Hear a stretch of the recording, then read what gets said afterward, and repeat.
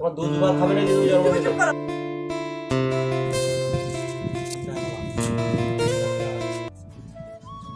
Hello বন্ধুরা, সবাই কেমন আছো? আশা করি সবাই খুব ভালো আছো। আমার নতুন একটা ভিডিওতে সবাইকে ওয়েলকাম জানাই।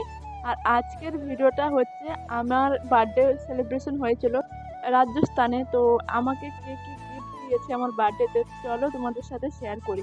আমি বার্থডেতে গিফট দিয়েছিলাম রাজস্থানে কোয়ার্টারে থাকাকালীন, কিন্তু গিফটটা খুলছি ঘরে এসে, মানে কলকাতায় এসে। তার 15 দিনও না, তার 12 দিনের মাথায় আমাকে কোয়ার্টার খালি করে চলে আসতে হয়। তো সেখানে আমি আর গিফটগুলো খুলছিলাম না, যে যেমন প্যাকিং আছে তেমন থাক, তাহলে নিয়ে যেতে সুবিধা হবে। এই কারণে আমি সেখানে আনবক্সিং করিনি।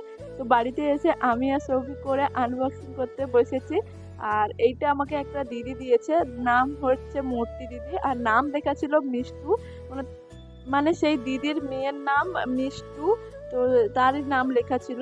তো এইটা আমি, আমার মা পাশে ছিল, তো আমার মাকেও দেখাচ্ছি যে গিফটটা কেমন হয়েছে। আমার তো খুব ভালো লেগেছে, আমার দুজনের জন্য, মানে আমার আর সৌভিকের কফি খেতে সুবিধা হবে।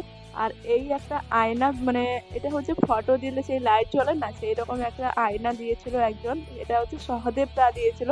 এই গিফটটা আমরা রাজস্থানে খুলেই দেখেছিলাম যে কি মানে কি ছিল, সেটা আমরা খুলে দেখেছিলাম। তারপরে সৌভিক বললো যে গিফটগুলো সেখানে খোলো না, তো যাওয়ার সময় খুব প্রবলেম হবে নিয়ে যেতে, তো তুমি একদম বাড়িতে গিয়েই খোলো। তো আমরা তো বাড়ি চলে এসেছিলাম, কিন্তু আমাদের জিনিসপত্রগুলো কুরিয়ার করে দেওয়া হয়েছিল। তো কুরিয়ার আসতে আসতে প্রায় 10 দিন মতন টাইম লাগে তার মধ্যে। আর এখন যে সৌভিক বসে আছে দেখছো, সৌভিকের তখন অপারেশন হয়নি, কিন্তু তখন আমরা ডাক্তার দেখিয়ে এসেছিলাম। আর মানে সেই দিন না, তার আগের দিন আমরা ডাক্তার দেখিয়ে এসেছিলাম। আর সেই দিন ডাক্তার দেখাতে যাইনি, তার পরের দিন, মানে যেই দিন আমরা গিফটটা খুলছি তার পরের দিন আমরা আবার ডাক্তার দেখাতে যাব। ডাক্তার আমাদের বলেছে যে তার পরের দিন ওকে নিয়ে যেতে। তো মাঝখানে একদিন ছিল, তো সেই দিন আমি আর সৌভিক করে এই গিফটগুলো খুলতে বসেছি। এই কাঁচের বাটি সেটটা দিয়েছে রামেশ্বর ভাইয়া, আমাদের পাশেই থাকতো, আর ওদের বাড়ি হচ্ছে রাজস্থানে।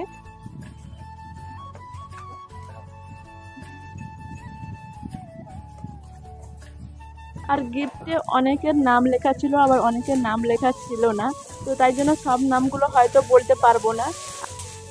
যখন আমি এই ভিডিওটা শ্যুট করছিলাম তখন এপ্রিল মাস ছিল, আর খুব গরম ছিল। আর তার মধ্যে সবুজ পুরো ঘামিয়ে স্নান করে নিয়েছে। এই গিফটটা কে দিয়েছে জানি না, কোনো নাম লেখা ছিল না। আমি একজনের নাম গেস করছি, কিন্তু জানি না সে দিয়েছে কিনা। আর এই গিফটটা যে দিয়েছে সিন্দের ভাইয়া, তার নামটা কি হবে আমি ঠিক জানি না। সিন্দে সিন্দে সবাই বলতো, তো তাই জন্য আমিও বললাম। তা ওদের বাড়ি হচ্ছে গুজরাট, আর গুজরাটিদের একটু নামটা একটু আলাদা আলাদা হয়, আনকমন। তো যাই হোক, আর সে এই এই সুন্দর একটা কাপের সেট দিয়েছে, আমার তো খুব পছন্দ। আসলে সেটের থেকে আমার ওই ব্যাগ সিস্টেমটাই বেশি ভালো লেগেছে। গোলু মটরু মট্টু প্রিন্স ভাই।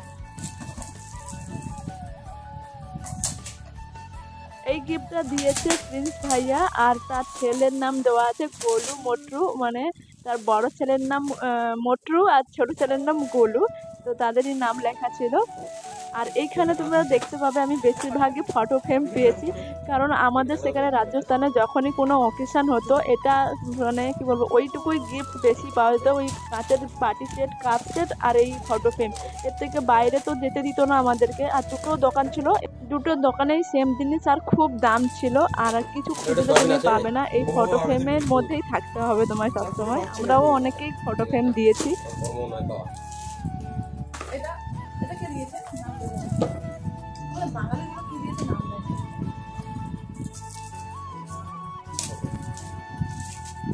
বাহ, এই ফটোটা হেভি ফিল করছো। এটা আমার ঘরে রাখো।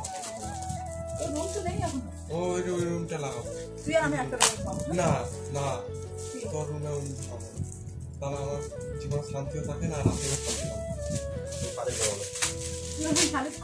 আমার বাথরুমের উপরে রুমটা এখন লাগাবো।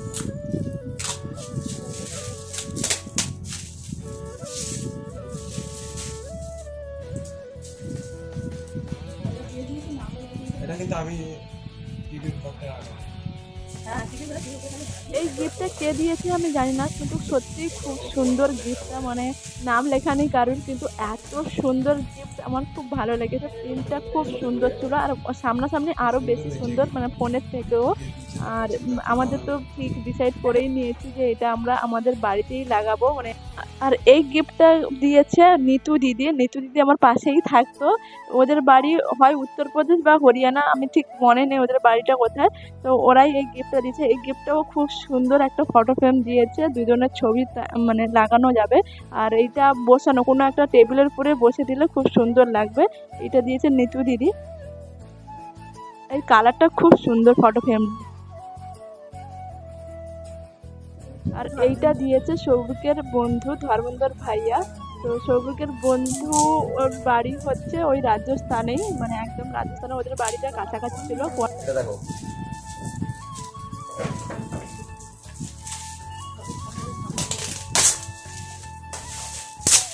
ওদের দরকার ছিল না ভাই, ঠিক আছে? জন্মদিনের সময় হওয়া উচিত ছিল। তো জন্মদিন তো যেই দিন এসে তোমরা তো কেউই তো করলে না। তো তোমার দুবার খাবে নাকি তুমি তুমি জন্মদিনে? তো করো, তোমার বছরে এর দু- করতে বছরে দুবার। সেদিন কেউই করতে না, বছরে- অত আনন্দ করতে না। বছরে দুবার জন্ম হবে নাকি তুমি? যেদিন এলাম সব ক্লান্ত। মাঝে যে ঝগড়াটা হলো বুঝতে পারলে না, তাই তো? কারণ আমার জন্মদিন ছিল মার্চের 30 তারিখ আর আমার জন্মদিন সেলিব্রেশন হয়েছে মার্চের 17 তারিখ।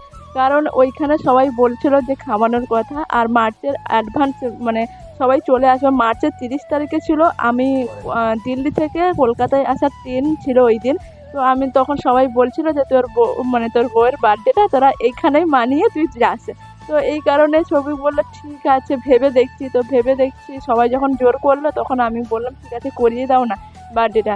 তো আমরা আগে বার্থডেটা বানিয়ে নিয়েছি, তাই জন্য ছবি বলেছিল যে বাড়ি গিয়ে আরও ভালো করে মানে বার্থডেটা করবো, সেলিব্রেশন করব। কিন্তু বাড়িতে এসে সৌভিকের অপারেশন ছিল, তারপরে এই সব নিয়ে আর আমার বার্থডেটা সেলিব্রেশন হয়নি। তো আমি গিফটটা খুলতে এই কারণে বলছি যে আমার বার্থডেটা তো তোমরা ভুলেই গেলে, কেউ তো আর মানালে না। তাই বললো যে সৌভিক বললো কি তুমি কি বছরে দুবার জন্ম নিয়েছো যে তোমাকে দুবার সেলিব্রেশন করতে হবে তোমার বার্থডে? আর কিছু গিফট আসলে আমি আনবক্সিং করে রেখেছিলাম। আমি বলেছিলাম না রাজস্থানে থাকাকালীন আমি আনবক্সিং করেছিলাম। আমার মতন মেয়ে আর এত গিফট দেখে তোমরা বলো গিফট দেখে কেউ আনবক্সিং করবে না, এটা হয়? তো যখন তখন এই যে দেখতে পাচ্ছ এই একটা গিফট ছিল যেটা আমি খুলে দেখে নিয়েছি একটুখানি কেটে কী ছিল। তারপর যথাযথ সৌভিক আমাকে বারণ করছিল, এই কারণে আর বেশি কিছু খুলিনি, মানে সবগুলো গিফট খুলিনি। অনেক সত্যি কথা বলতে আমি খুব খুশি হয়েছিলাম। গিফট কেমন হলো জানার দরকার নেই, কিন্তু অনেক গিফট উঠেছে আমার, এইটুকুই আমি খুব খুশি। আর এই গিফটটা আমাকে দিয়েছে অনন্যা দিদি, কিন্তু এখানে কোনো নাম লেখা নেই, কিন্তু আমার মনে আছে আমি খাটের ওপরে বসেছিলাম আর অনন্যা দি এসে আমাকে এই গিফটটা ধরিয়ে দিয়েছিল। আমি তখন দিয়েছিলাম কি গিফট দিলে, তখন বলছিল একটা ঘড়ি আছে। তো আমি তার মধ্যে খুঁজছিলাম যে ঘড়িটা কোথায় গেল, কিন্তু আমার প্যাকেজ যে রেড কালারের প্যাকেজিং ছিল আমি ভুলেই গেছি যে প্যাকেটটা কী কালারের ছিল। তো এখন এই ঘড়িটা দেখেই মনে পড়েছে যে এটা আমাকে অনন্যা দিয়ে দিয়েছে। এই প্যাকিংয়ের ওপরে কোনো নাম লেখা ছিল না।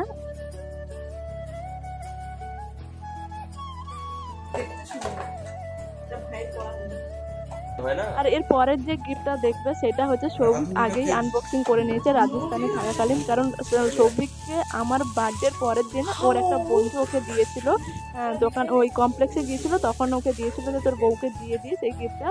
তখন ও সেখানে দোকানে থেকেই খুলে দেখে নিয়েছিল যে কী দিয়েছে। এই গিফটটাও খুব সুন্দর, এটাও টেবিলের উপরে রাখলে খুব সুন্দর লাগবে। একটা ঘোড়ার উপরে একটা ছেলে একটা মেয়ে বসে আছে। তো তোমাদের ভিডিওটা কেমন লেগেছে অবশ্যই জানাও, আর ভালো লাগলে লাইক শেয়ার সাবস্ক্রাইব করো। আর সবাই ভালো থাকো। আজকের মতন বাই।